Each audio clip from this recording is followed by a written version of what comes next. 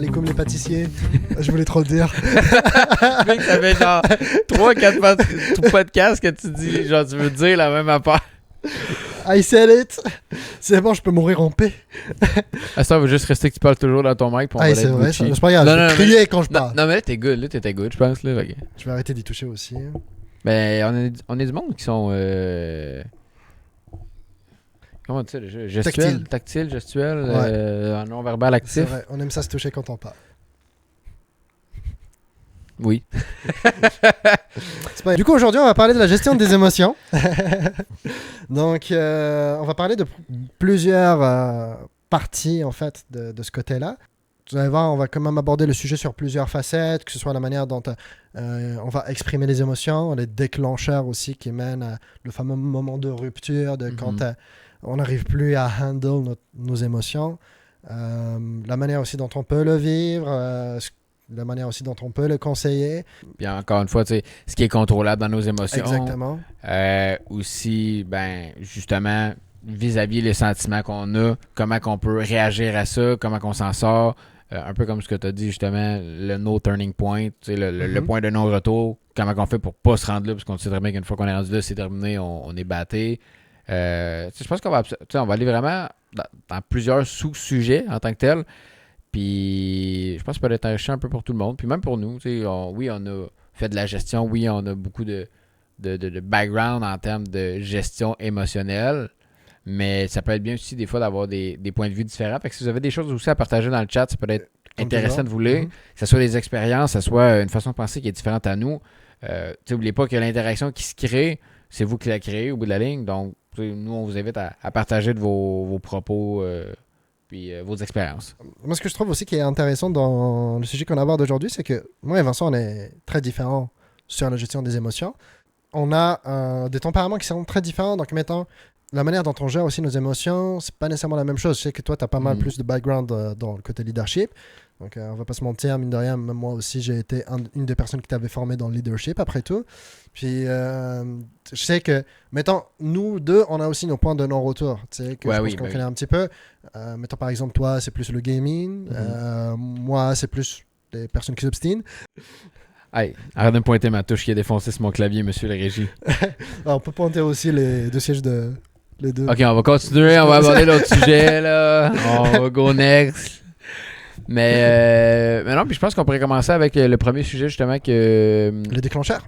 Ouais, exactement. Le déclencheur d'émotion. Le fameux point où vous savez que vous ne pouvez pas nécessairement contrôler les émotions qui vous viennent. Moi, personnellement, c'est quelque chose que ça m'arrive souvent de vivre.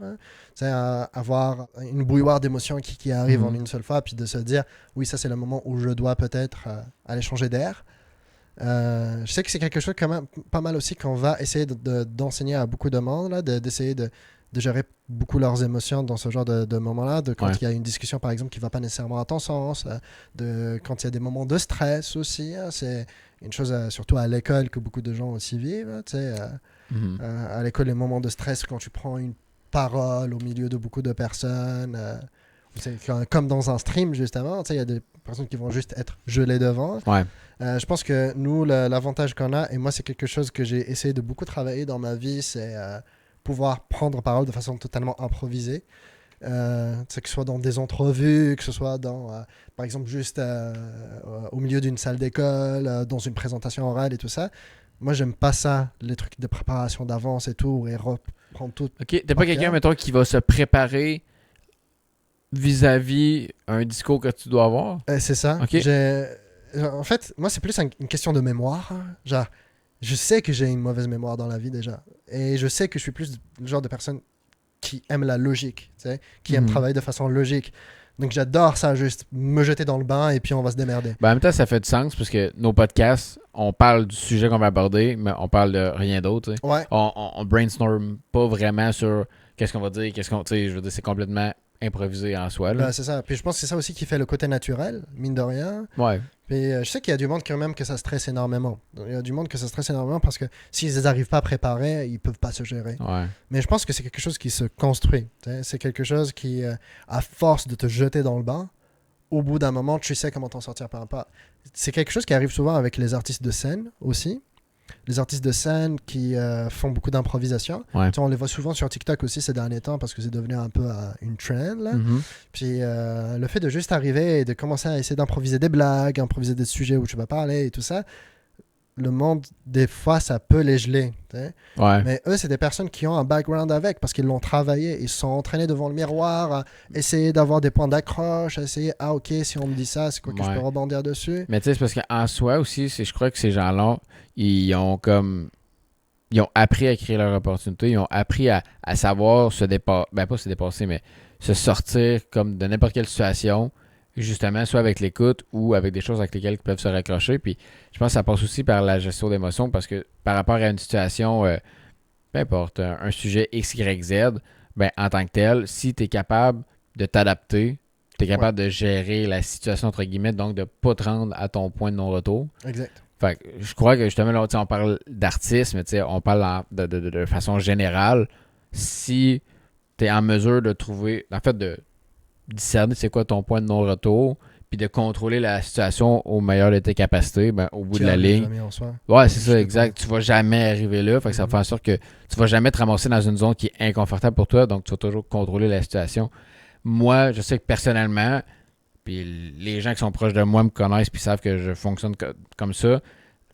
Tu sais, autant que je prépare pas les sujets du podcast, mais je vais préparer des rencontres ou des discussions que je vais avoir. Je vais toujours Ouais. penser 2 coups en avance, dans le style de ben, je vais avoir telle discussion, je sais qu'il va me répondre telle chose, je sais que je vais répondre telle chose, puis je sais qu'il va répondre telle chose à ce que je viens de dire, fait que je vais répondre telle chose. J'ai comme tout le temps 2 coups à l'avance, puis je crois que ce soit politicien, que ce soit des gens qui soient peut-être dans le marketing, mais qui soient vraiment comme, mettons, peut-être pas nécessairement des influenceurs, mais un peu comme des conférenciers, ces choses-là, ils se doivent d'exceller dans ce type de contrôle des situations-là, parce qu'en soi, si on regarde à Contrôler la faire ça. manière dont il parle, de contrôler sur le sujet aussi.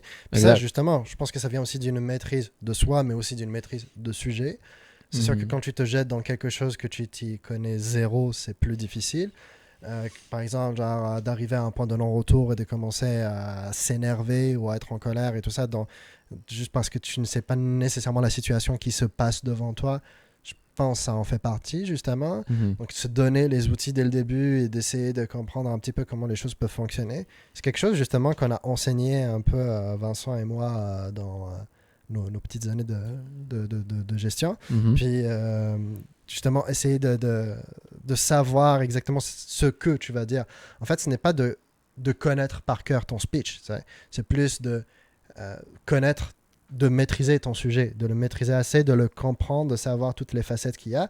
Parce que comme ça, tu sais très bien que tu ne vas jamais tomber dans quelque chose que tu n'y attendais pas nécessairement. La personne va te poser une question que tu n'as pas révisée. Ouais. Bah, c'est là que tu te retrouves un petit peu plus dans l'embarras. Puis, moi, je parle plus d'anxiété, mais même parlant de colère aussi, si on parle d'émotion. La colère aussi, c'est la même chose.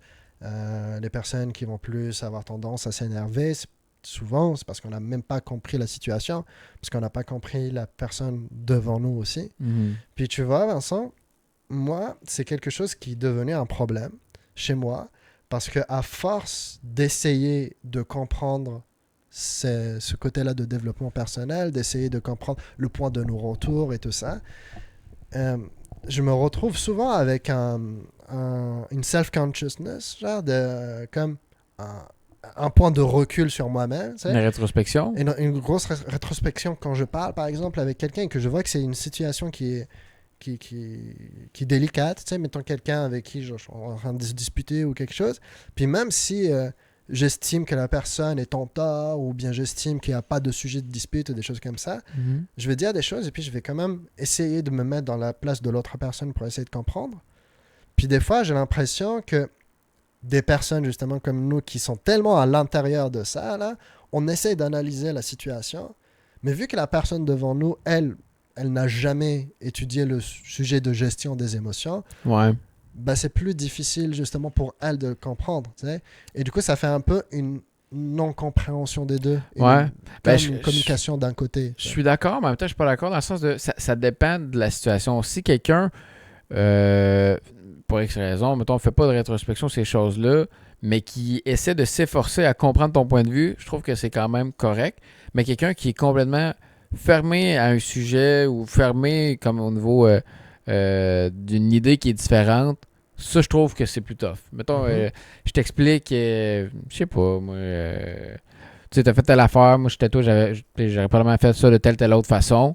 OK, good, mais tu sais, l'autre personne est vraiment fermée à l'idée, complètement fermée, mais elle m'amène pas de points, elle m'amène pas de façon différente mais c'est ça, selon moi, c'est une mauvaise gestion de ses émotions. Pourquoi? Parce que au lieu de s'ouvrir, puis au lieu d'écouter des façons. Tu sais, moi, je veux juste te donner un coup de main. Là. Je suis pas là pour te dire quoi faire, mais si en soi, tu veux pas écouter mon coup de main, ok, fine. Mais ça. Au bout de la ligne, ne te plains pas de pas évoluer.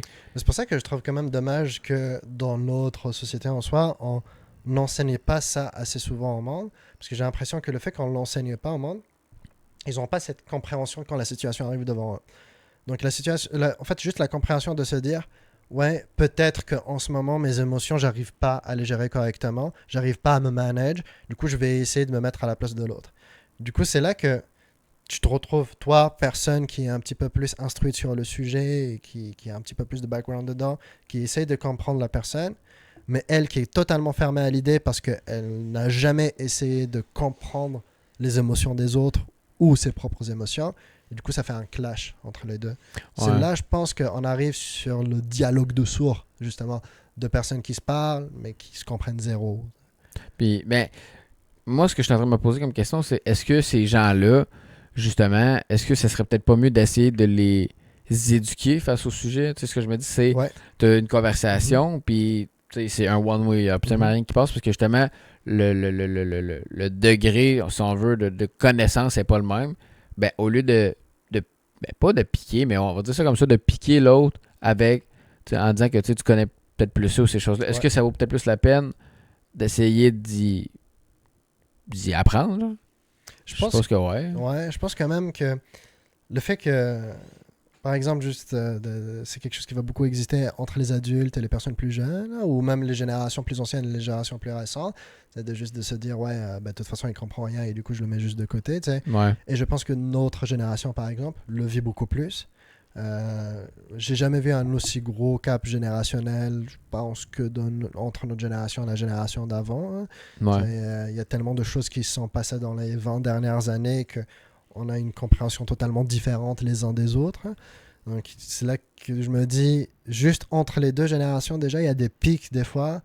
Puis la personne plus âgée va se dire, ouais, de toute façon, il n'arrive pas à gérer ses émotions, du coup, je parle pas avec. Hein. Ouais. Puis il le tasse de côté, au lieu de lui apprendre comment est-ce que tu devrais les gérer mieux. Ouais.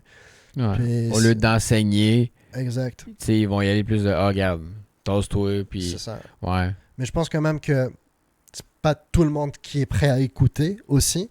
Il y a du monde qui n'ont pas envie, qui ont leur vérité générale à eux et que ça va rester la seule et unique. Ouais. Tu ne veux pas enseigner à quelqu'un de gérer ses émotions si pour lui, il pense qu'il a tout le temps raison dans tout ce qui se passe sur Terre. Ouais. Puis c'est parce que ce qui est difficile avec ça aussi, c'est que c'est difficile de ne pas se faire un biais cognitif versus des anciennes situations que tu as déjà vécues. Tu arrives pour montrer à quelqu'un quelque chose, puis il t'écoute pas, ou il applique pas ça de la façon que tu y enseignes, tu vas associer ça déjà avec quelque chose, avec quelqu'un en fait que c'était déjà négatif ou que ça n'a pas fonctionné. Fait que tu vas avoir tendance à vouloir caster out ou give up plus rapidement l'individu parce que tu vas faire un biais cognitif avec justement qu'est-ce qui est arrivé avec une autre personne. Fait que je pense que aussi la gestion des émotions, c'est en général, oui, mais c'est aussi c'est personnel. Je veux dire, chaque personne a une façon de gérer ses émotions et de les vivre d'une façon qui est différente. Mais encore là, est-ce qu'on peut dire à chaque personne de la vivre et de la gérer de la même façon? Je pense pas, là. C'est ça aussi qui est difficile, c'est que souvent, nous, en tant qu'êtres humains, on va essayer de tout comprendre de nous-mêmes, mais on a la difficulté de... On a la difficulté de voir, de faire un peu de rétrospection, justement, avec les autres. Hein. Donc, mettons...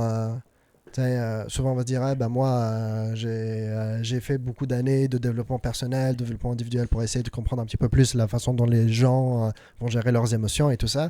Puis dès le moment où tu tombes sur quelqu'un qui lock, qui comprend rien et qui veut pas écouter quoi que ce soit, toi tu te renfermes instantanément à l'idée justement à cause du biais cognitif, comme tu dis, de se dire ouais, bah, de toute façon, cette personne-là va pas comprendre, là, donc je vais juste pas lui expliquer. Puis comment tu fais, mettons, selon toi, pour débloquer cette personne-là? Même si c'est complètement fermé, tu sais, puis toi, tu t'es donné comme mission, regarde, je vais lui donner tous les outils, je vais m'arranger pour que cette personne-là se développe. Ça serait quoi tes solutions vis-à-vis ça?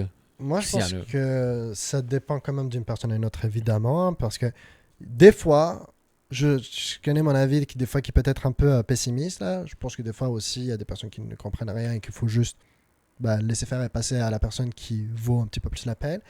Mais c'est vrai que des fois, c'est notre point de vue qui ne va pas être bon aussi sur la situation et sur la personne. Du coup, moi, j'ai plus tendance à me dire, OK, si j'ai donné, évidemment, comme tu dis, si j'ai donné tous les outils, si j'ai vraiment pris tout le temps que moi je pouvais et que je vois que là, ça commence juste à être frustrant parce que la personne bah, ne comprend rien et tu lui expliques peu importe et écoute pas, moi, je serais plus déjà à me dire, OK, bah, dans ce cas-là, je te laisse te démerder tout seul, puis moi, je te regarde de l'extérieur. Ouais. Donc, je vais donner des pushs, donner des petits conseils, donner une petite aide en soi, là. Donc, c'est un peu comme ton kid que tu vas très bien, qui veut quand même toucher au feu parce que c'est C'est shiny. cool. Je dis, ok, bah tu t'écoutes pas, bah je te laisse toucher. Tu sais. Ouais. Puis s'il se brûle, bah, je t'ai brûlé. Tu sais. Ouais. Bah, fallait écouter. Tu sais. Donc moi, j'ai quand même cette tendance-là de me dire, ok, bah si je vois que la personne est fermée à toute communication, peu importe, je préfère beaucoup plus prendre un pas de recul et ne pas être sur le dos de la personne au point où ça va Ouais. créer un froid. Mais c'est parce Tu que sais. ouais, puis c'est là que Ça va devenir agressif entre les deux. ouais, c'est ça exact. Puis c'est parce que rendu c'est que toi tu tombes en gestion de tes émotions au lieu Ouais, de l'aider lui à gérer ses émotions totalement. parce que là tu vas tomber en mode ça me fait chier. Tu sais. Totalement. Ça me fait chier parce que j'essaie de l'aider puis il prend pas le feedback que ce que je donne, mais au bout de la ligne, il est libre de le prendre ou non. C'est sûr qu'après Ouais. si pour X raison, lui, son but, c'est de se développer personnellement, puis qu'il évolue pas, puis qu'il se demande pourquoi, puis qu'il reste stagné à la même place, ben là, ça va être un autre type de conversation que la personne va avoir. Puis je Mais pense aussi que l'important aussi en tant qu'être humain qui va soit travailler ou soit avoir des gens de ce type-là dans son entourage, c'est des fois de juste l'accepter, de juste accepter que cette personne-là, bah, tu peux pas nécessairement communiquer avec. Donc, si tu l'apprécies quand même d'un côté, mais que tu sais très bien que tu vas pas pouvoir communiquer avec, bah, juste go with the flow et fais avec. Et puis, ouais. c'est pas grave, tu le laisses faire sa vie. Genre, je pense que, par exemple, si on parle profession, tout le monde a déjà rencontré des gens avec qui il travaille et qui n'aiment pas nécessairement travailler avec, mais qu'à l'extérieur, dans un tout autre Ouais, ils contexte, ils seraient s'entendent totalement super bien. amis avec. Exactement. Et je pense que c'est des choses qu'on peut tous vivre, après tout. Tiens, genre, pas de boulot, mais même dans ta famille aussi. Des fois, tu as des gens de ta famille que tu sais très bien que tu peux zéro communiquer avec. Ben oui. Moi, j'ai une famille très nombreuse quand même du côté oncle et tante. Là. J'ai une famille très nombreuse. Puis quand tu tombes sur une famille nombreuse, ben, ce qui se passe, c'est que tout le monde a des avis différents, évidemment.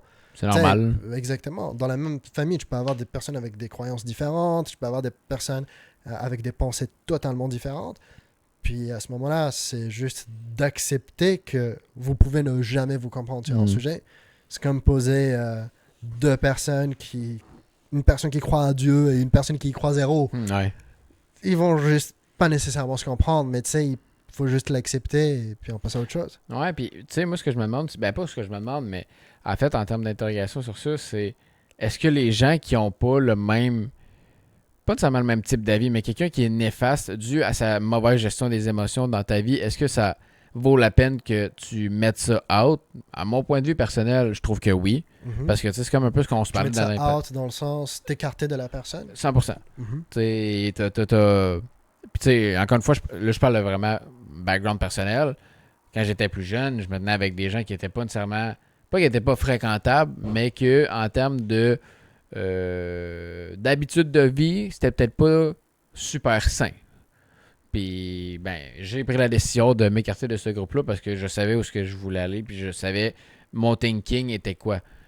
Mais tu sais, ça, c'est ma décision personnelle. Il y en a que ils vont avoir, je sais pas, ils veulent se développer, ils savent qu'ils voient souvent, mettons, des idées qui sont négatives, mais ils sont pas capables de se dégager de ça. C'est le premier réflexe, c'est la première chose qui rentre en termes d'idées. Mais encore là, ça va avec la sphère que tu as alentour de toi. Ça va avec ton groupe d'amis, ta famille, au bout de la ligne. C'est sûr que si tu te tiens avec des gens qui sont en permanence négatifs, qui sont pas sur le développement personnel, qui sont pas sur la rétrospection. Ça va te mener au même endroit. Exactement, ça va te mener au même endroit parce qu'au bout de la ligne, le cercle dans lequel il est négatif. Fait que ta gestion d'émotions, même si tu serré, puis tu as le meilleur coach, puis ça va te servir à rien. Tu n'es pas dans la bonne zone dans laquelle tu dois être. Tu dois être avec des gens qui sont positifs, puis qui ont le même thinking, puis qui ont la même vision que toi. Fait que, c'est comme, je pense que se retrouver avec des personnes qui peuvent être très frustrées, qui ont des problèmes aussi dans leur vie, et tout ça, qui n'arrivent pas à les gérer, c'est difficile aussi à toi d'y faire. Moi, c'est un problème que j'ai vécu de par exemple, mes années de colocation. Me retrouver avec des personnes jeunes et du coup, chacun vit ses émotions pour la première fois. Il y a des personnes qui se découvrent et tout ça. Moi, ça m'avait énormément frustré. C'est tout le monde qui vit ses émotions à côté et tout ça. Moi, j'avais besoin de juste m'écarter de ça.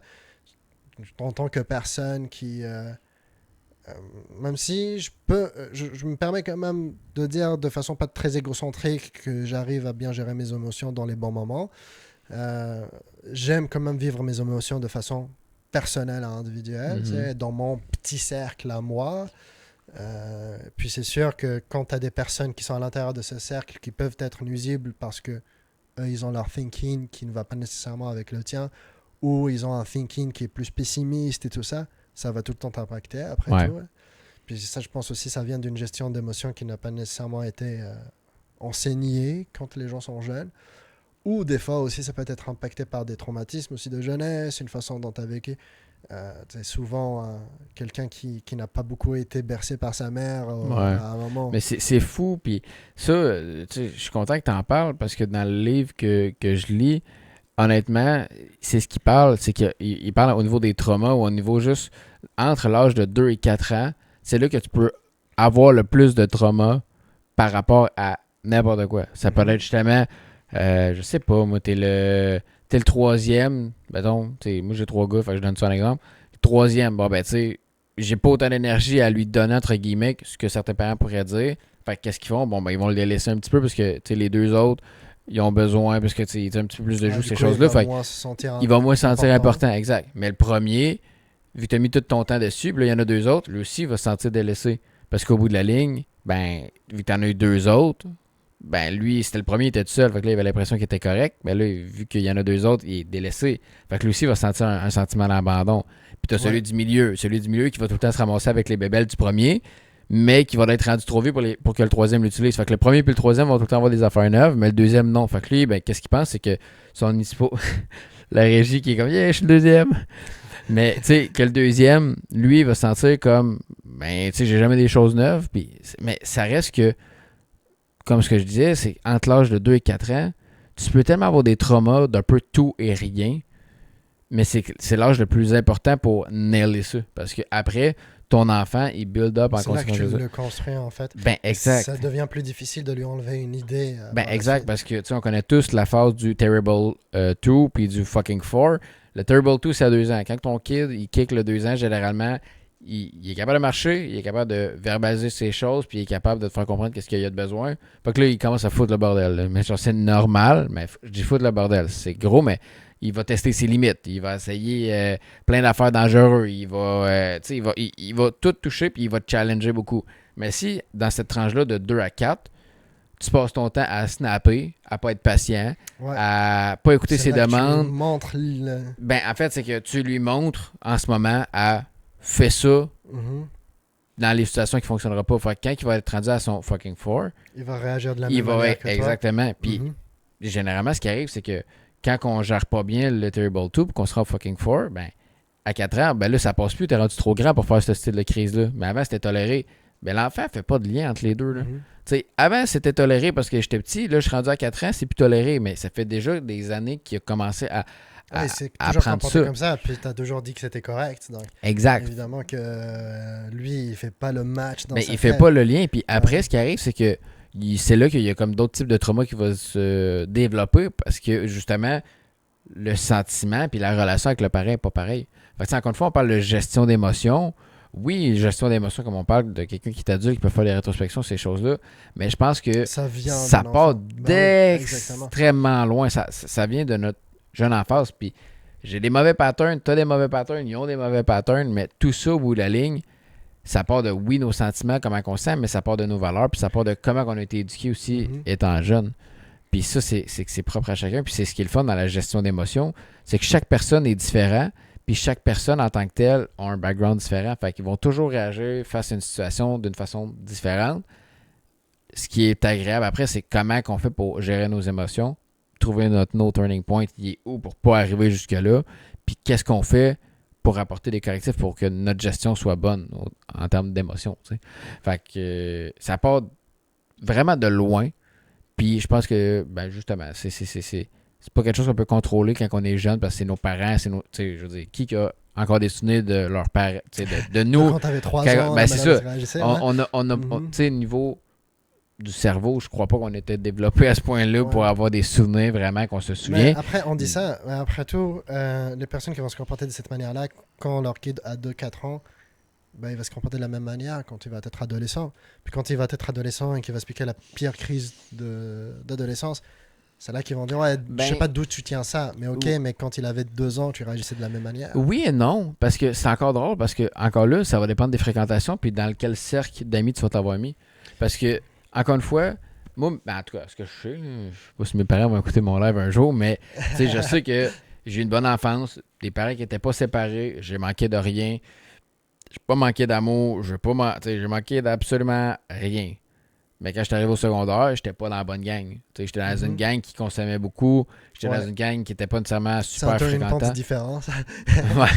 Mais tu sais, j'étais dans une gang qui était assez peu fréquentable.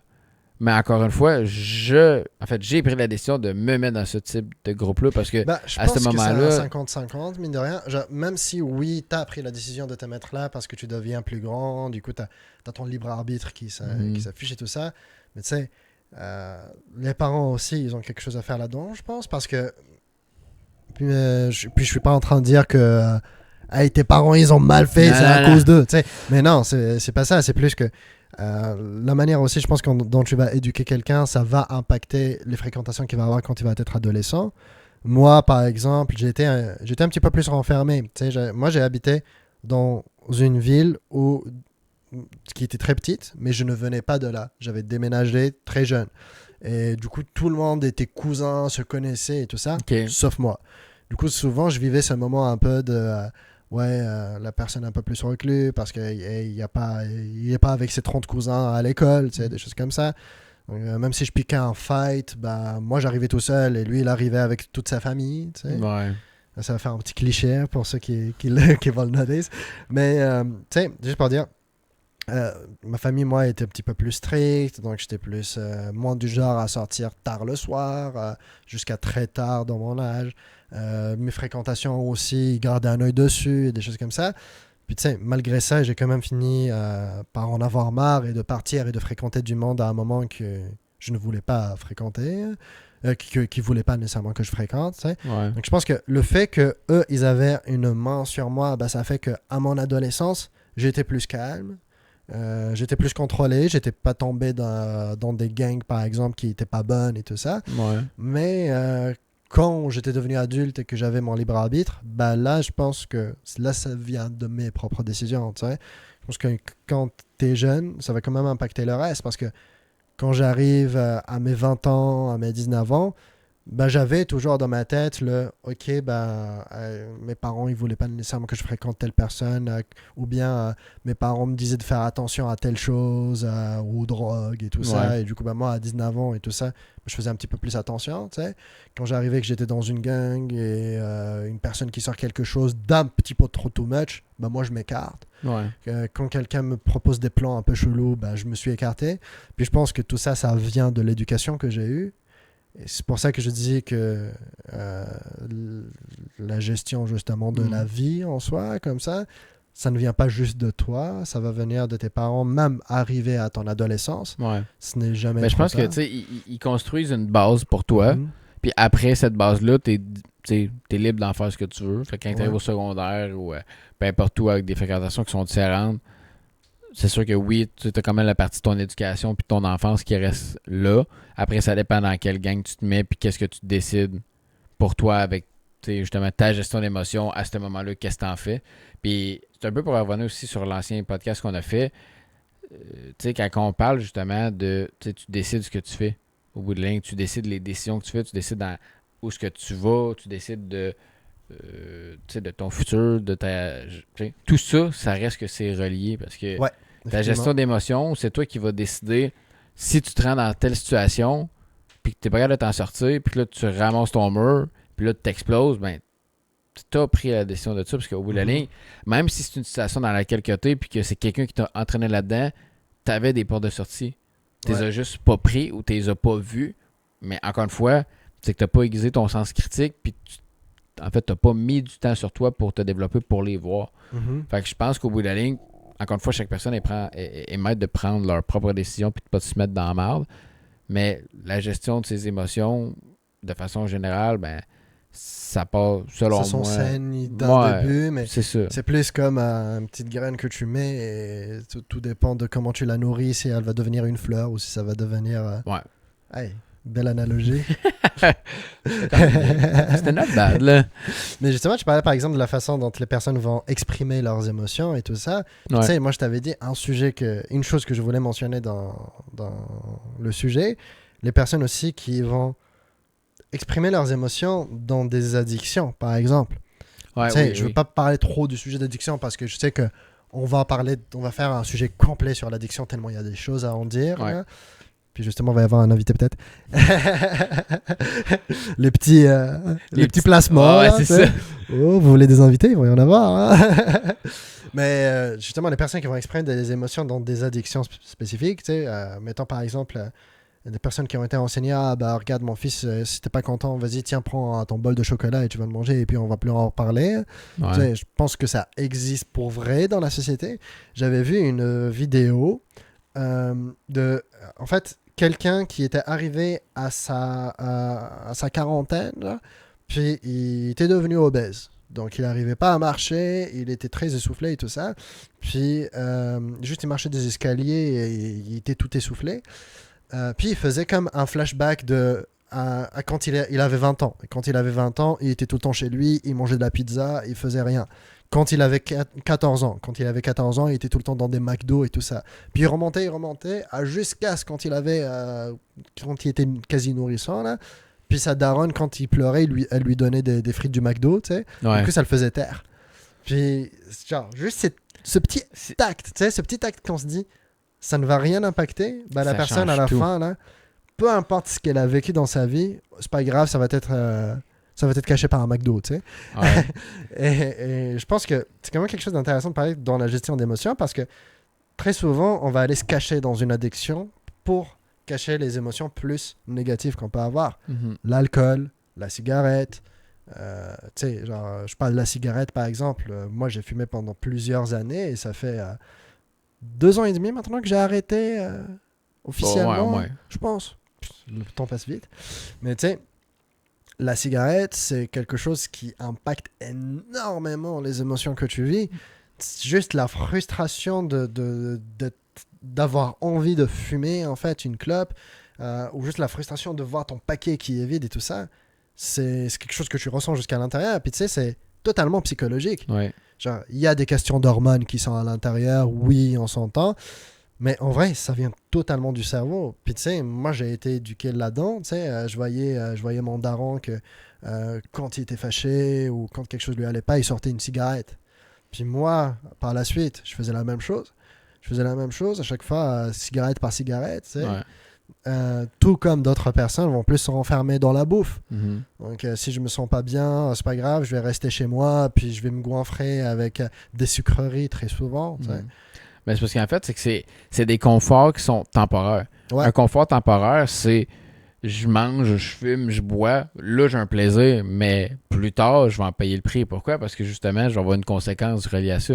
Puis j'aime le point que tu apportes justement par rapport à la bouffe. Tu sais, on a quelqu'un qui est quand même assez sur tout ce qui est gym, puis santé, mettons, sur ce qu'on mange, ces choses-là.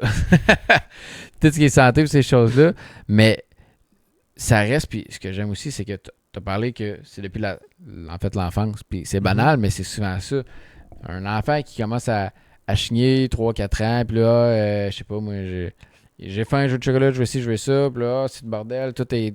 La routine va vite, on n'a pas le temps de rien s'occuper. Juste tiens. Tiens, et voilà. C'est ça, exact. Fait que, moi la paix, prendre. Ben, c'est ça. Puis ça reste que le 3/4 des gens qui sont en surpoids ou le 3/4 des gens qui fument ou qui boivent de façon quotidienne, ces choses-là, ben, c'est relié dû à des choses comme ça. C'est par rapport à un confort que là, ils ont. Mais justement, dans leur passé, ben, il y avait ce réconfort-là rapidement. Fait que ça faisait en sorte que, ben, aujourd'hui, ils vont rechercher un peu le même pilier que ce qu'il y avait quand ils étaient jeunes. Puis, le petit encore le confort, en soit le réconfort qu'ils ont sur le moment. Exact. Puis des fois, c'est même sur des choses qui sont destructrices, tu sais. Ben oui. Genre, je pense à des personnes qui sont capables de ruiner leur vie juste parce que ça se passe pas bien, tu sais. J'ai connu quelqu'un qui avait une situation vraiment stable, genre il était dans une relation, il avait beaucoup d'amis et tout ça, puis ça se voit qu'il était vraiment pas bien dans sa vie par contre, ça se voit qu'il était vraiment pas bien dans sa vie parce que il travaillait tout le temps, il avait beaucoup d'études et tout ça, puis c'était une personne que j'avais connue justement dans mes premières années d'études là. Puis lui, sa manière dont il s'échappait de ça, c'était justement d'aller côtoyer. Donc, d'aller côtoyer l'alcool, sortir dans des bars, faire la fête. Puis, à un moment, tu sais, c'est là que ça commence un petit peu plus à décliner parce qu'il y a quelque chose qui va pas bien dans ta vie. Tu as une dispute avec ta meuf, tu vas aller chercher une autre meuf. Ouais. Parce que, pour toi, c'est la manière de t'auto-détruire. C'est une manière à toi de te sentir vivant. Ouais. Puis lui, il avait vécu ça, justement. Puis à ce moment-là, genre, tu vois toute ta vie qui s'effondre, qui chamboule.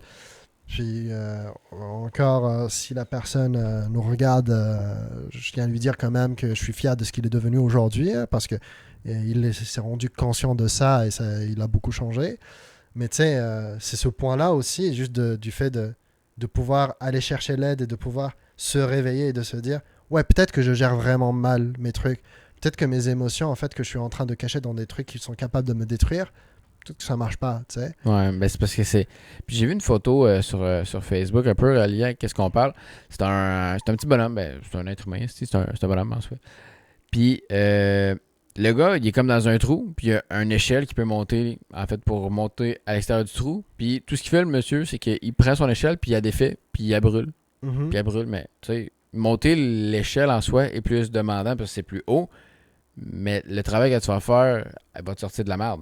Ouais. Versus prendre les petits bouts de bois puis les faire brûler, ben c'est un confort temporaire. Fait que c'est un peu comme qu'est-ce qu'on parle en ce moment avec la bouffe, le fumer, boire, tout ça, c'est un confort temporaire. Fait que tu brûles ton escabeau au lieu de faire OK, qu'est-ce que je peux faire pour gérer mes émotions puis pour me sortir de là, pour arrêter que ça soit un échappatoire. Parce que oui, en soi, il y a des gens qui vont manger leurs émotions, puis ils vont dire « Je suis bien comme ça. » Fine. Mais est-ce que tu es réellement bien inside?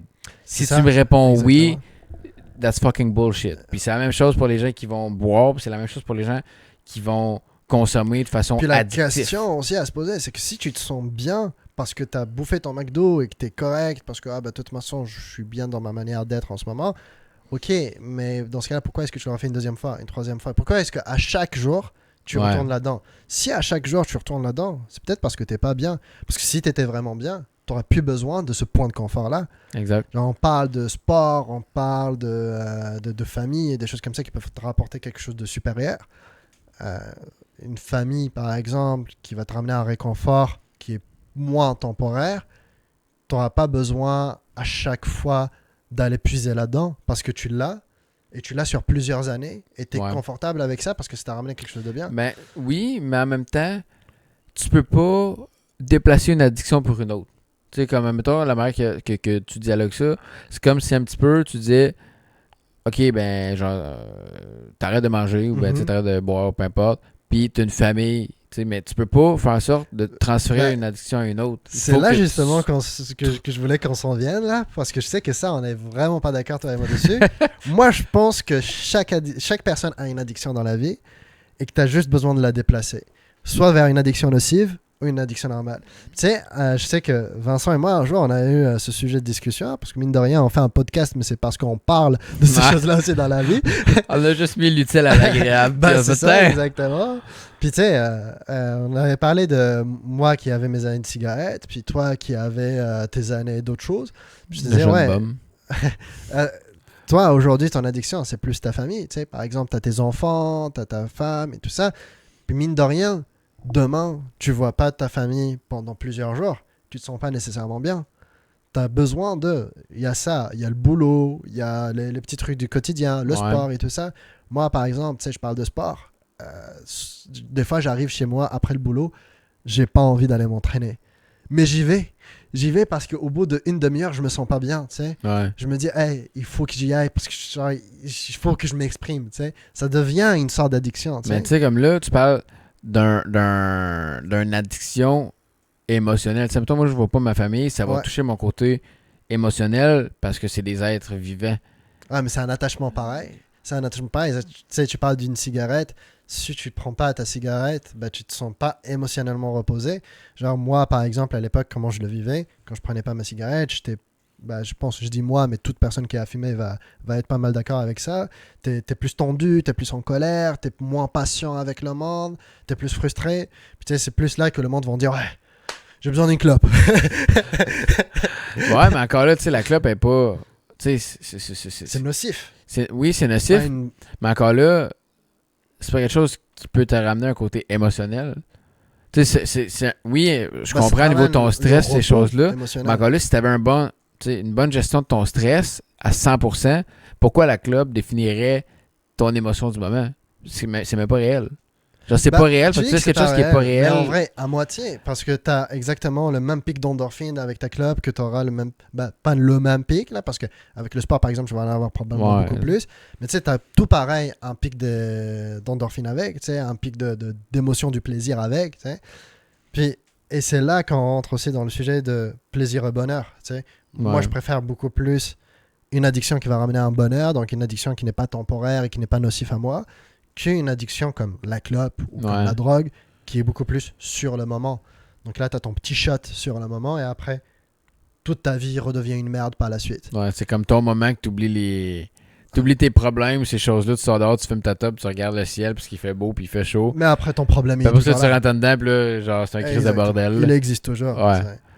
Mais puis, ça m'amène aussi sur l'autre point d'une gestion d'émotions, que ce soit émotionnel ou rationnel. Le côté rationnel, justement, c'est un peu côté comment qu'on réfléchit à ça. Puis côté émotionnel, c'est le côté de ton cœur. Fait en soi, ton côté, une gestion d'émotions, je pense que ça peut se faire sur les deux facettes. Ça peut se faire, oui, dans ta tête, mais ça peut se faire aussi sur ton cœur. Puis tu sais, comme là, on parle d'un sujet vis-à-vis, justement, moi, plus ma famille, c'est comme mon addiction. Mm-hmm. Toi, mettons, la top, c'est pas dans ton addiction, mais ça a déjà été dans ton addiction. Puis, le point qui est divergent, c'est que moi, je trouve que, justement, la famille, c'est émotionnel. Parce que, c'est vraiment, c'est mon cœur, je les connais, j'ai une relation avec eux. Puis toi, vis-à-vis, justement, mettons, la cigarette, ces choses-là, c'est plus, rationnel de dire, j'en ai besoin parce que, là, je suis stressé, mais est-ce que ça serait pas un échappatoire dû à une situation stressante plutôt que de prendre en contrôle puis de la gérer? Je pense que totalement. Ouais. Et c'est comme fuir ses problèmes. C'est comme remettre au lendemain un papier que tu dois faire aujourd'hui. Littéralement la même chose que j'ai fait les 2 derniers mois. Ça va faire rire un petit peu dans le chat là. Mais tu sais, je pense que c'est totalement un échappatoire que tu essayes d'avoir dans ta tête pour juste ne pas y penser sur le moment. La clope, le fait de se dire ouais, j'ai hâte de finir, là, que je rentre chez moi et que je puisse me reposer parce que t'aimes ça, ton petit lit, ton petit endroit isolé, tu sais. Ou juste une personne qui est chez toi, tu sais. Il y a le manque qui va avec, exactement, l'émotion, l'amour et tout ça. Mais tu sais, pour moi, ça reste une forme d'addiction. Tu sais, ma meuf, je l'aime et j'ai envie de tout le temps la voir. Et c'est une forme d'addiction pour moi. Moi, j'estime ça comme ça, tu sais. Tout comme ton enfant que tu as envie de voir et tout ça, tout souvent. Pourquoi? Parce que ce soit ça, que ce soit une clope, que ce soit autre chose, si tu passes plusieurs jours sans, t'en as vraiment envie, tu sais. Du coup, pour moi, c'est une forme d'addiction pareil. De la forme, mettons, une forme d'ennui quelconque que la Tu personne cons- peut t'apporter si elle n'est pas là. Ouais, c'est ça. Tu L'absence. considères comme si c'est une addiction en soi. Ouais, pour Ok. moi, je considère ça comme une addiction parce que c'est un besoin vital que tu as. OK. Évidemment, il y a des degrés différents. Je suis pas en train de dire que Ouais, c'est ne tout pas voir le ma même- meuf, c'est la Ouais. même chose que ne pas prendre de la cocaïne. Je Ouais. t'aime, mais peut-être différent. Tu sais, Ouais. je veux pas dormir sur le canapé ce soir, mais c'est pas la même chose. Ouais, non. C'est sûr que le lien est différent vis-à-vis de ça. Mais tu sais, Il y a des degrés. Ouais, exact. Mhm. Mais tu sais, j'aime quand même le fait qu'on ait un point de vue qui est différent sur ça. Parce que tu sais, pour moi, ma famille, c'est pas une addiction. Oui, c'est sûr que si je passe 2, 3, 4, 5 jours à pas les voir, of course, je vais m'ennuyer parce que c'est une relation humaine. Fait que tu sais, je pense que c'est normal. C'est un sentiment. Ouais. Mais c'est pas. Tu sais, c'est un sentiment émotionnel et non pas rationnel. Moi, je me dis, une addiction, c'est quand que dans ton cerveau, tu es incapable de contrôler ta pulsion vis-à-vis telle chose. Ouais. Mettons, OK, journée difficile, je mange la scrap. Je sais pas. Pour moi, c'est là que ça devient le degré plus haut, tu sais. Genre, Ok. comme la cigarette, par exemple. Tu sais, on parlait tout à l'heure avant de commencer le stream, justement, puis je te disais, la personne qui avait dit, un fumeur, c'est la seule personne qui peut escalader une montagne en plein tempête pour aller s'acheter un paquet de cigarettes. Ouais. Puis c'est vrai, moi, quand je fumais, ça m'arrivait de sortir de chez moi en pleine tempête, faire 15 minutes vers un couche-tard pour acheter des clopes, tu sais. Et c'est dégueulasse. Genre, même pendant que je le faisais, j'étais en train de me dire, mais c'est quoi que je suis en train de branler dans ma vie, tu sais. Mais c'est là que le degré d'addiction est plus élevé. Puis tu sais, on parle de gestion d'émotions. Pour moi, ça, c'est des émotions qui sont beaucoup plus difficiles à gérer. Et quand tu arrives à avoir une maîtrise de ce genre d'émotions-là, de te dire, mon paquet de clopes est fini, je veux pas aller en pleine tempête pour aller en prendre, même si autant que je puisse en avoir envie, je vais pas le faire. Pour moi, c'est là que tu as vraiment maîtrisé tes émotions. Moi, quand j'avais arrêté de fumer, c'est à cause de ce genre de moment-là, de me dire, ouais, non, je vais quand même pas le faire. Je vais pas le faire parce que je suis capable de ne pas le faire. Puis je dis ça, je suis pas en train de dire que c'est extrêmement facile. Je me suis pété la gueule plusieurs fois. Ben oui, c'est normal. La clope, par exemple, on dit souvent, la personne, au bout de 2-3 mois, c'est là qu'ils abandonnent. C'est vrai, j'ai abandonné 2 fois en 2 mois, dans un délai de 2 mois. Puis à chaque fois, c'était parce que j'avais le pic de je ne peux plus gérer mon émotion en ce moment, j'ai besoin d'un échappatoire. Mhm. Puis là où des personnes vont trouver ça dans de la drogue, de l'alcool, du sexe ou quoi que ce soit, ben moi je le trouvais dans la clope. Et c'est à ce moment-là que j'y retombais dedans. Puis le jour où je me suis rendu compte un petit peu plus de ma capacité à moi de maîtriser mes émotions, j'avais envie de ce paquet de clopes, mais je suis pas allé l'acheter. Ouais. Puis à ce moment-là, je me suis senti mieux. Et jusqu'à aujourd'hui, c'est quelque chose dont je suis plus fier. Parce que j'ai maîtrisé mon émotion sur le moment. Puis tu sais, ça c'est une émotion qui vient plus de l'intérieur. Tu sais, c'est quelque chose qui... Ce n'est pas une colère, ce n'est pas quelque chose qui va être impacté par quelqu'un de l'extérieur. Tu sais, ce n'est pas une peur, ce n'est pas une perte ou quoi que ce soit. C'est plus toi, de l'intérieur, qui te sens pas bien. Tu sais. Ouais. C'est ça le genre d'émotion que pour moi, c'est plus difficile de maîtriser. Donc les personnes qui sont capables de le faire, honnêtement, chapeau à 100%. Ça reste- c'est totalement c'est tough, là. le genre de choses que tu as envie de faire dans ta vie. Puis juste te dire, je ne vais pas y réussir. Donc, de toute façon, c'est quoi qu'un McDo de plus va me faire dans ma vie, hein? Pour moi, c'est là que tu baisses les bras. Tu sais. Ouais. Parce que c'est pas grave si tu te pètes la gueule plusieurs fois. C'est pas grave si ça fait 1 mois et demi que tu es sur ton meilleur régime, que tu vas au sport à chaque jour et qu'il y a une fois que tu t'es pété la gueule. Mais si la fois où tu t'es pété la gueule, le lendemain, tu as refait la même chose, le surlendemain, tu as fait la même chose, c'est que rendu là, il faut accepter que le problème vient de toi. Ben exact. Encore une fois, c'est que tu as la possibilité de prendre les choix qui sont bons pour toi. Exactement. Puis ce que j'aime, en fait, j'aime ça, puis je te pose la question, est-ce que tu dirais que en soi, la gestion d'émotions peut aller aussi avec un certain ego, une certaine... comment je pourrais dire ça? Tu sais, mettons, moi je sais que personnellement, quand j'ai arrêté de prendre tout ce qui est niveau drogue et autres, je l'ai fait par orgueil. Puis je me suis dit, OK, là, pourquoi tu fais ça? Ça ne sert à rien, t'arrêtes ça immédiatement. Ouais. Puis après, j'ai passé 1 mois, j'ai pas consommé. J'ai passé 10 mois, j'ai pas consommé. J'ai passé 1 an, Mais 2 c'est là ans. que ça s'arrête. Puis là, après, c'est comme juste, pourquoi je le ferais? Mhm.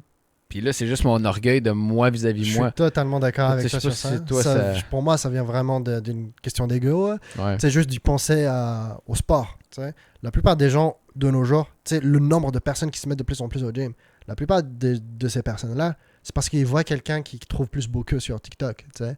Et tu sais, ça touche leur ego et ils se disent pourquoi est-ce que lui y arrive et moi non? Et c'est vrai, pourquoi est-ce que lui y arrive et toi non? Tu sais.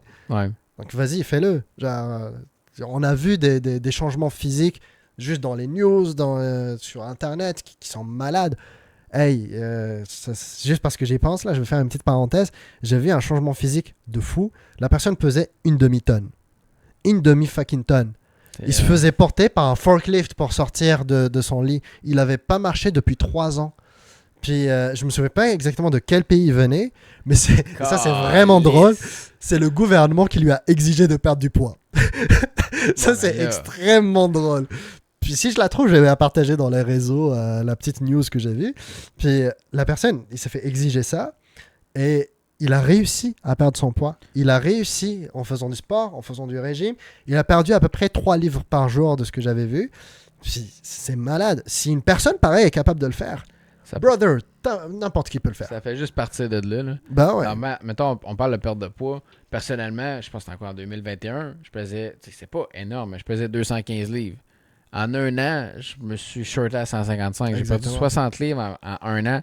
C'est pas de façon drastique, c'est pas en coupant à côté. J'ai juste mangé 3 repas par jour, arrêté de manger des calories qui servaient à rien, fait un peu de sport. Exactement. Puis c'est pas quelque chose qui est difficile. Puis en soi, moi, justement, si on parlait un petit peu de mauvaise gestion d'émotions, fait qu'on se replie sur la bouffe ou sur de la consommation XY, ben tu sais, moi, c'est sur de la bouffe. Puis pas parce que c'était plus difficile mes journées, ces choses-là, mais je sais que personnellement, j'avais des choses qui étaient peut-être plus difficiles en dedans de moi, ces choses-là. Fait qu'est-ce que je faisais? Je me repliais sur la bouffe. Ouais. Puis après, un peu pour revenir sur mon point que tantôt que tu as parlé, j'ai transféré ma dépendance sur l'entraînement parce que j'ai transféré la bouffe à l'entraînement. Puis en parlant, c'est vrai que ça fait conscientiser à ce point-là parce que moi, je m'étais jamais dit j'avais changé ma dépendance, mais à tous les soirs, j'étais dans mon garage, puis je faisais 20 minutes de corde à danser. Puis quand je faisais ma boxe, tu te sentais mal de ne pas le faire. Exact, parce que je me disais, pendant que moi, je le fais pas, il y en a d'autres qui grignent et qui le font. Ben fait que pourquoi, moi, en ce moment, je me donne le privilège de ne pas le faire quand je sais que c'est bien pour moi, puis que je dois le faire pour ma santé. Puis je tiens à préciser, le fait qu'on dit ça, on dit pas que si t'es gros, c'est mal. T'sais. Non, ben non. Parce qu'il y a des personnes qui ne peuvent rien y faire. Il y a des personnes qui, c'est vrai, il y a des problèmes de santé, mais on s'entend très bien que chaque personne qui va me dire dans le chat, oui, mais il y a des problèmes de santé, s'il n'y a pas tant que ça de problèmes de santé qui ramènent ça. Genre, si les générations d'avant nous, c'était moins présent, c'est parce qu'ils étaient plus conscients dans ça. Si c'était moins présent avant que maintenant, ce n'est pas parce que notre génération, il y a eu un boom de problèmes de santé qui fait que les gens sont plus obèses. Puis ça aussi, c'est une parenthèse. Ça fait partie aussi de la gestion des émotions parce qu'on parle de surconsommation, on parle de bouffe et autres. Mais on parle aussi, mettons, de gestion des émotions, santé mentale. OK? Ouais. Fais juste regarder dans les dernières années le nombre de gens qui sont tombés en dépression, qui sont tombés par le fait même en surpoids ou ces choses-là. Mais c'est drôle, mais il y a Uber Eats. Il va y avoir DoorDash, il va y avoir ci, il va y avoir ça. Mais l'accès à la bouffe, l'accès à la consommation rapide et au bien facile est de plus en plus facile à avoir. Totalement. Mettons, on regarde, ben là, c'est sûr que c'est plus différent, mais Amazon, là, tu commandes, tu l'as comme ça, en 2 jours, il est chez vous. En vrai, c'est différent, à moitié différent, parce que avant, la personne va quand même aller faire sa marche pour aller jusqu'au magasin pour l'avoir. Mais c'est ça, exact. Et je pense que c'est ça aussi qui a impacté tout. Tu parles de santé mentale. Le fait qu'il aille faire sa marche, ça lui faisait du bien de juste marcher. Le fait qu'il aille avoir l'interaction avec le vendeur et des choses comme ça, ça faisait aussi un impact positif. Oui, mais tu sais, même sans nécessairement avoir le lien, juste de dire, regarde, je vais marcher ou je vais sortir de chez nous. Mettons que la personne ne marche pas. Il s'en va son char, s'en va dans le magasin. Ben, dans le magasin ou, mettons, McDo, le mot me drive-thru, ouais. Exactement, merci. Puis il retourne chez eux. Il n'a pas fait d'exercice en soi, mais le fait d'avoir sorti de chez eux, ça lui fait évacuer son mal-être à l'intérieur. Il sort en char, il pense à ses affaires, il écoute de la musique, il vibe un peu. T'sais, ça fait en sorte que déjà là, ton côté de santé mentale, il n'est pas all-in dans ton deep talk, si on veut, inside. Fait qu'au bout de la ligne, ça fait en sorte que tu t'évacues un petit peu. Mais comme je dis, tu regardes dans les dernières années, tout ce qui est niveau DoorDash, Uber Eats, ces choses-là, c'est tellement facile d'accès en ce moment. On se demande pourquoi les gens sont en surpoids. On se demande pourquoi la santé mentale va de moins en moins bien. Oui, c'est sûr que la Ça santé... renferme les gens de plus en plus. Exact. C'est Puis sûr que mine la de rien santé... aussi, on sort d'une période qui était difficile, là, avec Exact. le COVID, Fait que, tu les gens sais, qui ont été confinés. les seules ressources qu'on a vis-à-vis de ça, c'est, tu sais, on y va avec l'option qui est facile, mais c'est encore une fois, c'est un réconfort. C'est pas... Totalement. Puis j'en connais beaucoup dans mon entourage. Tu sais, ils se font pas de lunch. Ouais, j'ai pas le temps. Ouais, j'ai pas... Hey, big, j'ai 3 enfants. T'as le temps de te faire des Là, lunchs, tu je sais. pense que même si tu peux ne pas avoir de temps, je pense qu'il y a des options. Tu sais. C'est juste que, par exemple, tu sais, on a vécu les deux une situation de oui, j'avais pas le temps et que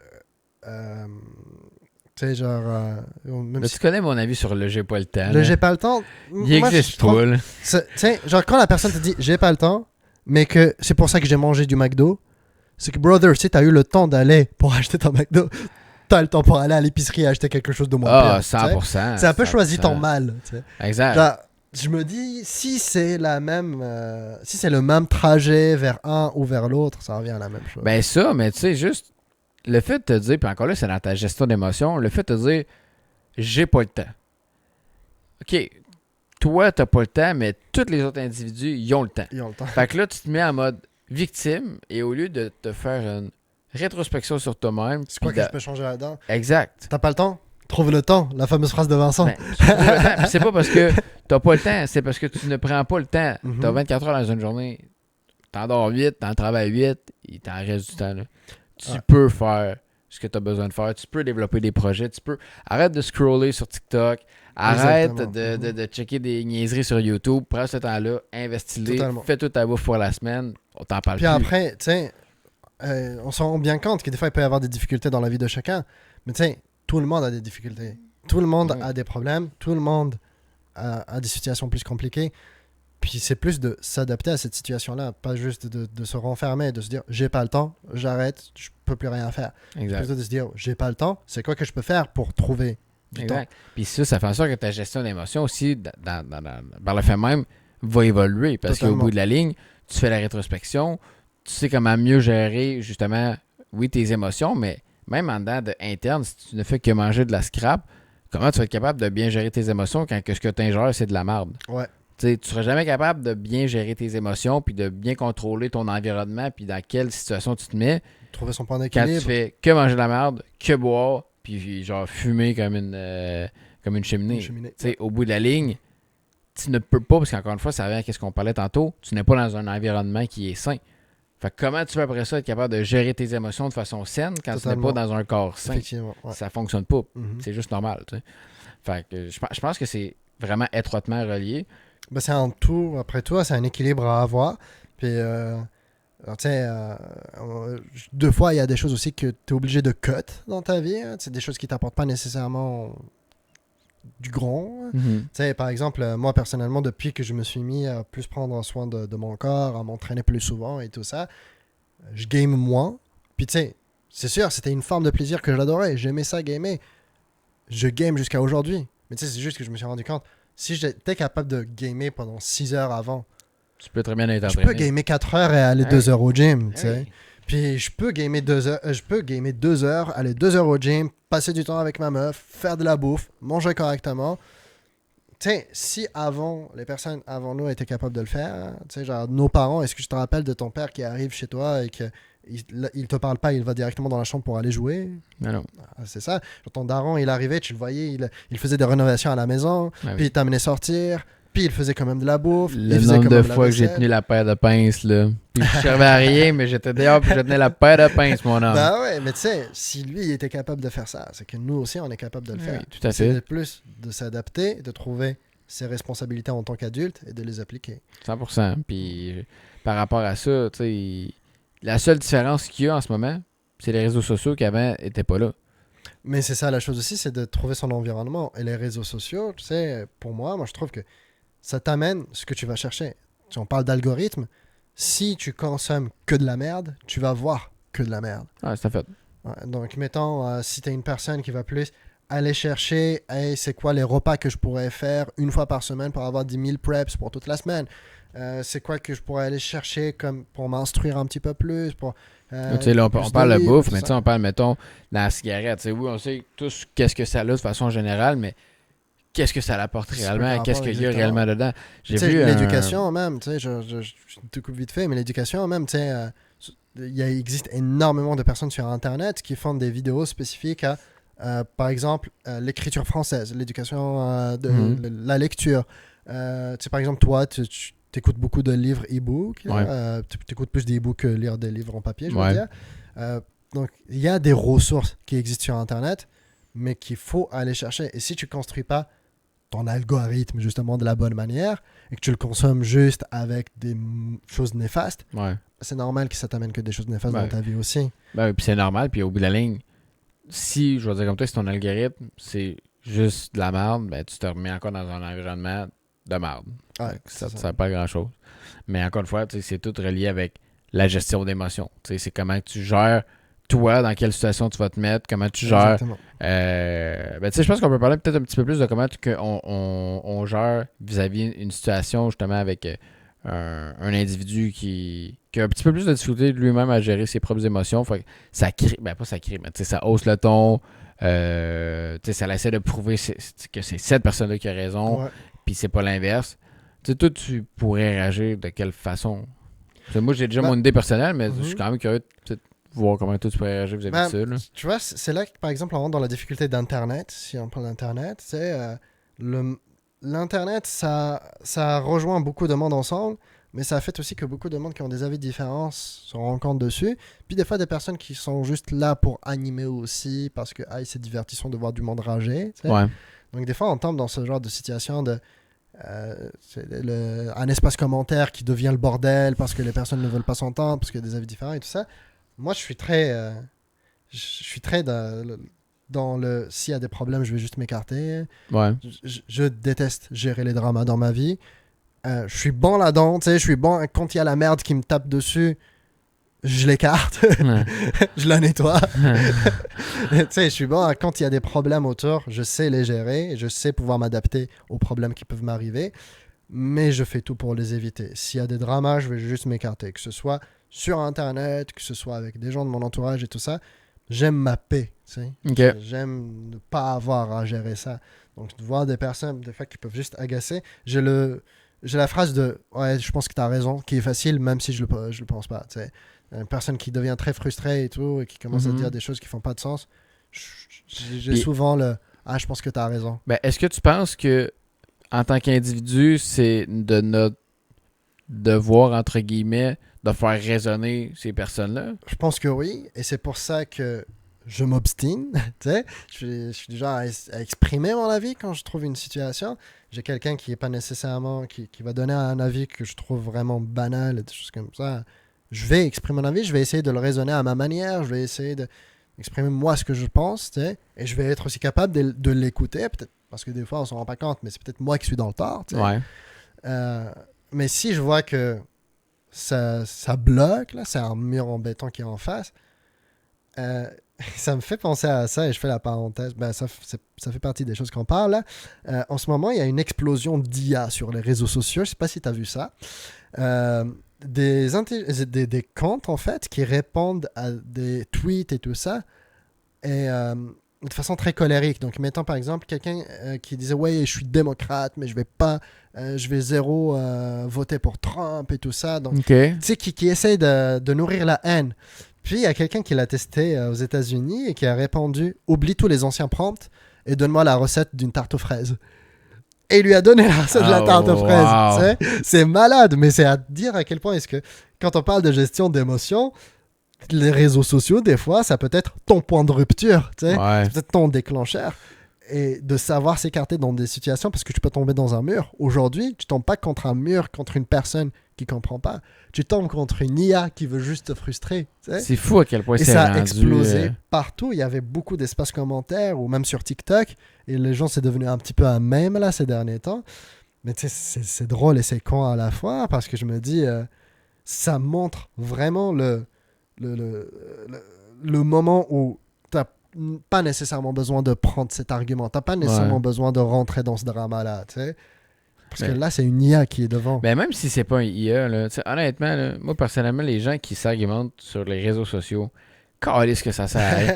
Hey, tu t'en vas, là, tu t'ostines avec Monique, là, 63 ans, là, qui reste presque à 2 chats chez eux, là, puis tu t'ostines sur elle sur un post random, là. Quand ben même que tu vas essayer de la faire raisonner, ça changera rien. Exact. En interaction, one-on-one, ok, tu sais, c'est plus facile. Puis, ça reste que t'es pas en arrière d'un ordinateur faire avec l'interaction. C'est deux êtres humains qui parlent. C'est ça. C'est que c'est 100% différent. Mais une interaction qui est en one-on-one, tu sais, moi, personnellement, c'est sûr que je vais quand même essayer de faire raisonner la personne. C'est sûr que si la personne est agressive puis qu'elle pense que je l'attaque, je pense que personnellement, je vais juste rester avec mon ton de voix qui est vraiment nerd. Puis, je vais essayer de te faire comprendre, regarde, je veux pas t'attaquer, je veux pas te piquer dans tes valeurs, dans ce style-là. Je veux juste essayer de te faire comprendre mon point de vue à moi. Tu sais, je comprends le tien. Puis pas juste de dire que je le comprends, mais de le comprendre réellement, de faire une rétrospection, puis de me dire, OK, lui, tu sais, je le connais, grosso modo, c'est ça, il a un tel background. Bon, ben, pourquoi qu'il pense ça? Pourquoi qu'il réagit de telle façon? Puis essayer de me mettre vraiment dans ses shorts. Puis après, de cette façon-là, ben, moi, je suis capable de mieux aligner ma discussion avec cet individu-là, mais justement, je quand veux on va l'aider. parler excuse, je te coupe, là, mais quand on va parler d'inconnu, justement, très souvent, ce qui se passe, c'est que tu ne sais pas son background, tu ne sais pas la vie de la personne, tu ne sais pas quoi qu'il pense en ce moment, tu ne sais pas s'il a passé une mauvaise journée. Ouais. Donc, des fois, lui, il a juste un petit quelque chose qui a impacté son humeur sur le moment. Donc, c'est sûr que les réactions à chaud, par exemple, moi, je pense que c'est quelque chose qu'il faut essayer le plus de maîtriser. Le fait de parler avec un timbre de voix plus léger, le fait de parler avec une façon plus réconfortante, plus des fois amicale, tu sais, tout ça. Je pense que des fois, ça peut aussi pas mal atténuer des situations qui vont juste s'envenimer. Ouais. Des fois, en fait, c'est juste que la personne parle comme ça. Tu sais, il y a des gens qui s'expriment d'une manière spécifique, de façon agressive. J'ai connu quelqu'un que je sais que tu as connu aussi, que je ne vais pas citer, mais je pense que tu as pensé instantanément. Parce que beaucoup aussi qui vont le connaître dans nos viewers. Puis il parlait de façon très genre, expressive, agressive et tout ça. Puis les personnes qui ne le connaissent pas, ils se disent ouais, lui, il m'aime pas, tu sais, des choses comme ça. Puis moi, au début, quand je l'avais rencontré, je faisais partie de ces gens-là. Je me disais ouais, pourquoi il me parle comme ça? Est-ce qu'il m'aime pas, tu sais? Ouais. Puis je commençais à le côtoyer de plus en plus souvent, hein, parce que la vie. Puis quand j'ai commencé à le côtoyer de plus en plus, puis je te jure, c'est une des meilleures personnes que j'ai rencontrées dans ma vie jusqu'à aujourd'hui. Genre, je l'adore profondément et j'aimerais ça le revoir de plus en plus souvent et tout ça. Des fois, juste on s'en rend pas compte, mais c'est juste sa façon de s'exprimer, sa façon de parler. Puis tu sais, on parle de ça, mais des fois, ça peut être encore pire. Des fois, c'est des personnes qui vont utiliser des expressions et tout ça quand ils parlent. C'est là que je voulais m'aligner. En soi, oui, la prononciation, l'intonation, ces choses-là, mais le non-verbal aussi, c'est une sorte de gestion d'émotions parce que tes émotions en soi parlent de ton non-verbal, va parler par ton intonation, va parler par les mots que tu utilises, mais en soi, ton non-verbal, c'est ce qui parle le plus. Ton body language, c'est ce qui va parler le plus. Fait comment que tu es capable de contrôler ça puis que ça soit pas justement nécessairement agressif. Encore là, je crois que au niveau du non-verbal, c'est plus difficile à faire une gestion de ses émotions par rapport à ça. Parce que tu le vois pas tes mots, tu y penses, tu le contrôles, c'est un système. C'est là que j'ai un petit peu plus de difficultés. Moi, c'est là que j'ai un petit peu plus de difficultés quand j'ai une pensée, mettons. J'ai plus de difficultés à le cacher. Donc, mettons une personne qui me frustre, je vais me taire. Je vais pas y répondre, je vais ne pas envenimer la situation, mais je vais être plus stoïque. Puis des fois, ça renvoie, parce que je parle de body language, ça renvoie quand même l'image, ça se voit. Quand t'es plus stoïque, t'es plus freeze, pas nécessairement envie que je lui parle plus que ça, tu sais. Puis moi, personnellement, c'est comme ça plus que j'ai ma manière d'essayer de gérer mes émotions, le fait de m'écarter, d'être stoïque, d'être plus freeze. Mais effectivement, des fois aussi, ça peut se voir comme un mauvais body language et du coup, ça peut plus frustrer qu'autre chose. C'est un peu pour dire que même nous, on n'est pas parfait. Même moi, je suis pas parfait. Mais moi, personnellement, je sais que mon body language, en soi, je le contrôle bien, mais quand je suis dans mon no turning point, ça part en couille. Là. Ouais. Tu sais, je le sais, je vais avoir un gestuel qui est assez, tu sais, je vais vouloir m'affirmer, je vais bouger plus, mais encore une fois, ça part du no turning point. Dire des dingueries dans le chat. Ça, c'est De League of Legends. juste un jeu. Mais le chat restrict, tout est good. Mais en soi, tu sais, encore une fois, c'est le no turning point. Puis comment on se rend au no turning point, c'est justement de savoir nos bouées de sauvetage sont où avant ça. Ouais. Moi, je sais que je snap quand que tu vas me piquer sur mes valeurs. Tu me piques sur mes valeurs, puis tu le sais qu'en me piquant sur mes valeurs, je vais snapper. Ben, j'ai mes bouées de sauvetage avant ça. Je vais jouer ton jeu. Je vais. Tu sais, là, on parle un peu de je dis je vais jouer ton jeu, mais c'est sous toute réserve et aspect. Là. Mais je sais que je vais pas me snapper parce que je vais donner qu'est-ce que tu veux. Je sais que je vais essayer de trouver le pourquoi tu fais ça, ton background relié à ça. Est-ce que justement c'est comme ce qu'on se parlait quand on était plus jeune? Tu sais, c'est comme des trucs qui ont été comme enseignés à la personne quand justement elle était jeune. Fait que là, elle reproduit ça. Comment que je peux voir l'autre côté de la médaille. Des fois aussi. Ouais, ben c'est ça. Si ça vient de la mal-être, c'est quoi l'autre côté de la médaille? C'est quoi encore une fois avec le livre que je lis? T'sais, est-ce que c'est un trauma que tu as qu'aujourd'hui, pour toi, tu trouves ça cool comme piquer dans le plaid puis dans les valeurs des gens pour les faire tilter parce que toi, for some reason, tes parents faisaient ça parce qu'ils trouvaient ça. Tu sais, on le sait pas, mais j'essaie de me mettre vraiment plus en perspective pourquoi la personne me fait ça. Puis je découle de ça. Puis au bout de la ligne, après, quand ça arrive à mon autre turning point, ben, c'est comme s'il n'y a plus d'énergie pour le kicker parce que j'ai tellement raisonné sur le reste que ça me sert à rien de snapper au bout de la ligne. Puis, encore une fois, pourquoi je donnerais la satisfaction à une personne de scraper ma journée? Ouais. Puis c'est ce que j'explique à beaucoup de gens. Pourquoi tu donnes la satisfaction à une personne, à un individu que tu connais ou que tu connais pas, que tu vas côtoyer ou non, on s'en fout. Pourquoi tu lui donnes la satisfaction de scraper ta journée quand cette personne-là, après, pour le reste de ta journée, tu la revois pas? Puis que probablement cette personne-là est très à l'aise et très heureuse du reste de sa journée. Pourquoi elle a le contrôle total de ton humeur quand que tu t'en calisses, ça te s'accorde rien.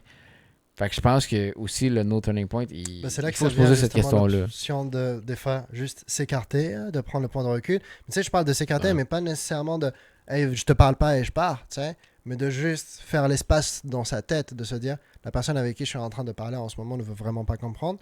Je vais, pareil, lui donner un bon visage, lui donner une bonne parole, mais je vais plus m'impliquer émotionnellement dans la discussion. Ouais.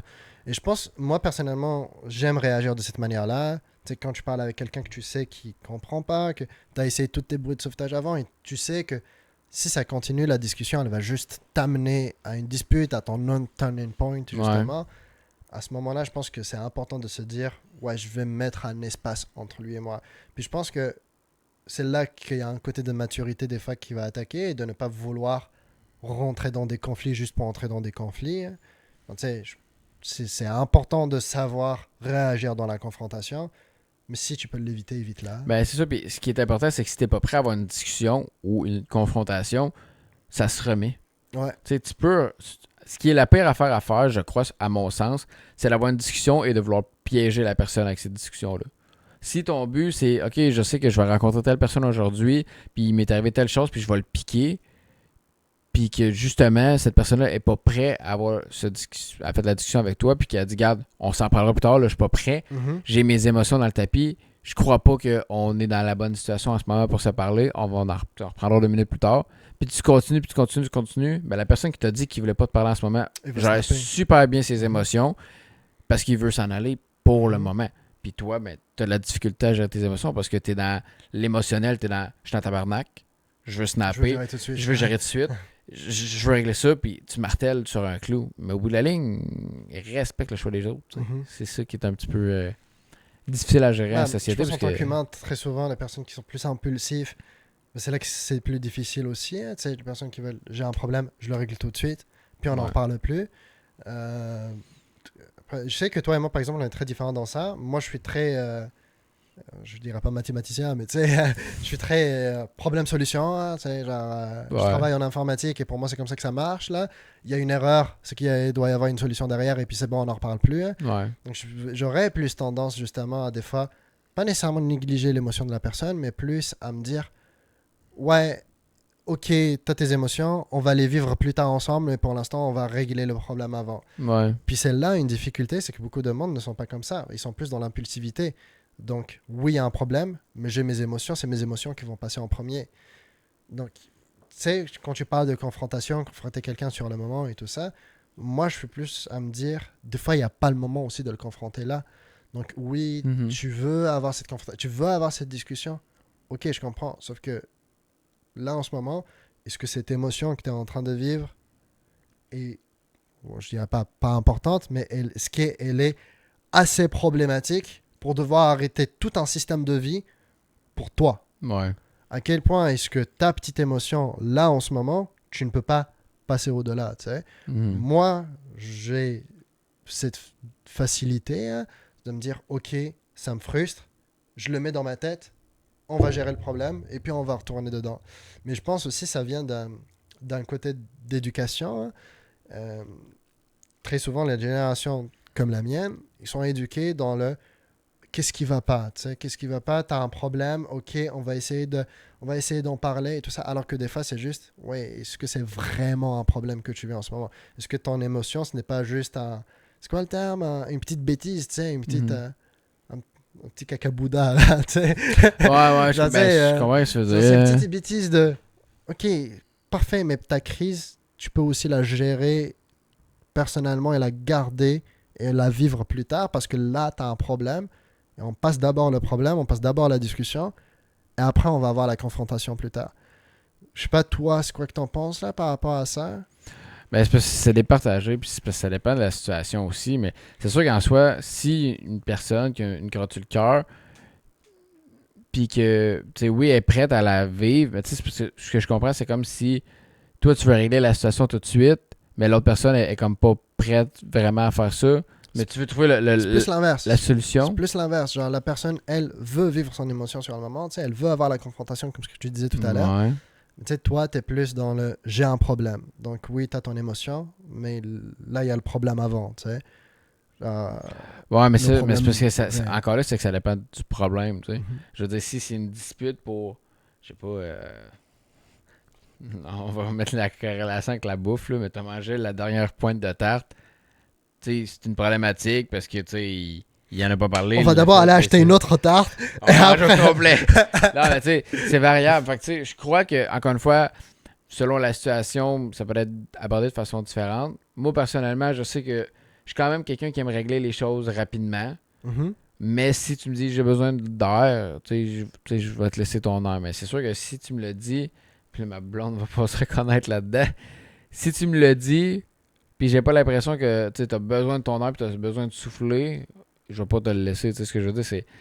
Tu fais juste me dire, on chicane pour X raison, puis tu me dis, ah ben regarde, va-t'en, ça me tente pas de te parler. Non, non, là, on va régler ça. Là. C'est Mhm. une niaiserie, tu sais, c'est une banalité. Ouais. On va faire ça là. Mais tu sais, si je vois que c'est une situation qui est comme plus huge, puis que, ok, ça demande un moment de réflexion et d'analyse, je vais respecter ce choix-là. Mais encore une fois, j'ai du travail à faire. Là. Je Mhm. sais qu'en termes de gestion d'émotions, moi, je vais régler ça tout de suite parce que ça m'énerve de traîner de quoi.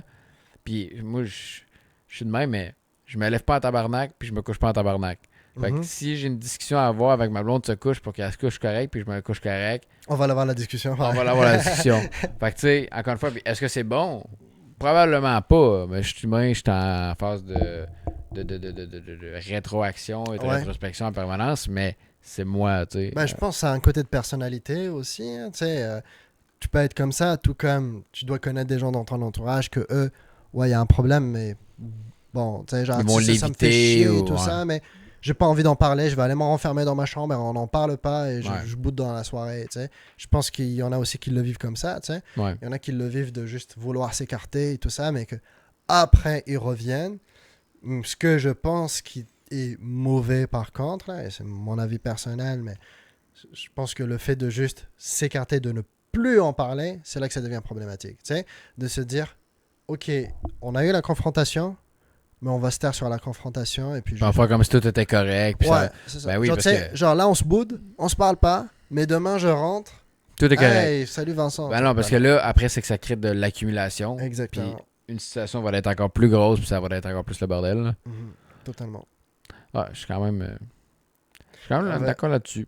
La dernière fois dans le stream, on parlait justement de la possibilité de se donner des outils. Mhm. Puis, tu sais, c'est quelque chose aussi qui a un peu fait parler sur nos réseaux, le fait de se donner des outils face à des situations, à des difficultés que tu vas avoir dans la vie. Puis je pense que dans la gestion justement des émotions que tu peux vivre, les outils que tu vas te donner aussi vont tout changer. Ben oui. Si ton outil, c'est quelque chose de néfaste comme une addiction, comme la caféine chaque matin pour te réveiller, comme une clope quand tu es en colère, c'est évidemment que ça va toujours te mener à des choses mauvaises. Mais par contre, te donner des outils plus favorables à ta croissance en tant qu'être humain, c'est là que ça devient intéressant. Ouais. On parlait de sport, tu sais, on va pas vous faire tous les loges de sport. On en parle souvent et je pense ça va être quelque chose qu'on va souvent en parler, même dans des sujets à part. Là. Mais pour moi, ça reste une des meilleures formes d'outils positifs qu'on peut se donner. Ben, tu sais, c'est parce que, en fait, tu sais, les outils en soi, je pense que ça fait pour 40 à 50% de la job. Là. Tu sais, je veux dire, c'est sûr que si en soi, tu sais pas comment avoir une bonne gestion de tes émotions parce que tu ne connais pas les outils, tu peux pas vraiment comme te blâmer là-dessus. Mais par contre, si tu as les outils puis que tu ne fais pas bien ta gestion d'émotions, c'est ta faute. Là. Exactement. C'est parce que tu veux pas. Là. Mm-hmm. C'est drôle un peu, hein? C'est parce que on dirait que chaque fois qu'on va parler de vos sujets comme ça, comme de l'échec, on a parlé de la fatalité, du stress et tout ça, c'est drôle, mais on dirait presque que si tu te donnes pas les outils dans la vie, tu peux pas réussir dans grand chose. On dirait presque que chaque décision dans la vie est impactée par ta décision individuelle à toi. Tu sais? Ben, si c'est presque ça, c'est parce que c'est ça. Tu sais. Exactement, ben c'est ça. Puis tu sais, genre on va pas se voiler la face aussi, évidemment. On dit ça, ce n'est pas facile pour tout le monde là. Et on parle de gestion des émotions, la gestion du stress est un sujet totalement à part, la gestion de l'anxiété. Puis moi, ce que je trouve intéressant, c'est que maintenant, dans les parcours scolaires, la gestion du stress fait partie des choses qu'ils enseignent. Mm-hmm. Puis en vrai, on s'en rend pas compte, mais le nombre de problèmes dans nos vies qu'on aurait pu résoudre si on avait cet enseignement-là de comment se gérer quand on est stressé, quand on est anxieux. Tu sais, moi, quand j'y pense, c'est quelque chose que j'ai beaucoup vécu, tu sais, du stress dans ma vie personnelle. Puis moi, j'ai adoré ça. Moi, j'adore l'adrénaline que ça me donne. Donc, j'adore ça, me jeter dans un bain, me foutre assez pour avoir une difficulté, en fait, à gérer le problème que j'ai devant moi. Puis essayer de tout faire pour le gérer en arrière, tu sais. Okay. On dirait que ce petit stress-là de se dire... La situation est difficile à gérer. Je vais m'en sortir. L'adrénaline que ça ramène, tu sais. C'est pour ça que il y a un point de vue un peu positif à avoir là-dedans, de se dire ce n'est pas, ça va pas ruiner ma vie, tu sais, ça va pas ruiner ma vie de bégayer parce que pendant que je parlais devant 30 personnes, ça va pas ruiner ma vie parce que j'ai des tics de langage ou des choses comme ça. Ça va pas ruiner ma vie parce que je vais dans un gym et que j'ai pas un physique qui est propre. Non, ça sert à ça. Ouais. Si tu ne prends pas le pas de parler devant le monde, tu vas jamais être capable de parler devant le monde. Non, exact. Encore là, ça vient de toi. Exactement. Ça vient de la décision de chacun, ça vient de la force de chacun, puis une force qui se construit. Exact. Mais ça ressemble à ça. Je sais pas, on est rendu à combien de temps Ouais, je pense qu'on arrive pas mal à la conclusion. total. De toute façon, on a pas mal fait le tour au niveau des sujets. Bon, c'est ça. Ouais, on c'est vient ça. pas mal aux alentours d'une 50. On arrive pas mal à chaque fois. On est toujours. Mais c'est parce que c'est des sujets qui sont. Oui, c'est long, c'est des podcasts qui sont longs, mais c'est parce que c'est tellement vague. La gestion d'émotions, ça peut être vécu tellement de façon différente, avec un background différent, avec des traumas différents. Il y a beaucoup de petits sujets aussi qui deviennent des sujets à part complètement. Les addictions, par exemple. Ben, tu sais, ça, on va faire un podcast sur ça. On va inviter justement un ou une invitée reliée à une addiction qu'ils ont ou qu'ils ont déjà eue. Puis ils vont pouvoir pousser un petit peu plus en détail pour nous faire comprendre leur réalité. Tu sais, on parle beaucoup de comprendre la réalité, l'autre côté de la médaille, ces choses-là, mais eux vont pouvoir nous instruire un petit peu sur ça. Puis justement, dans les prochains lives, on va commencer à inviter des gens de plus en plus avec des sujets qui sont divers. Commencer à instaurer peut-être... on avait parlé un peu de peut-être pas des chroniques, là, mais comme mettons des streams une fois de plus par semaine, 2 fois de plus par semaine sur du React, ces choses-là. On va commencer à mettre ça en place de plus en plus. Fait que, je sais qu'il y a beaucoup de gens qui me demandent souvent « Hey, podcast, est-ce que je peux l'écouter ou c'est quand? » C'est tout le temps dimanche 20h30 sur Twitch ou sinon sur... Hein?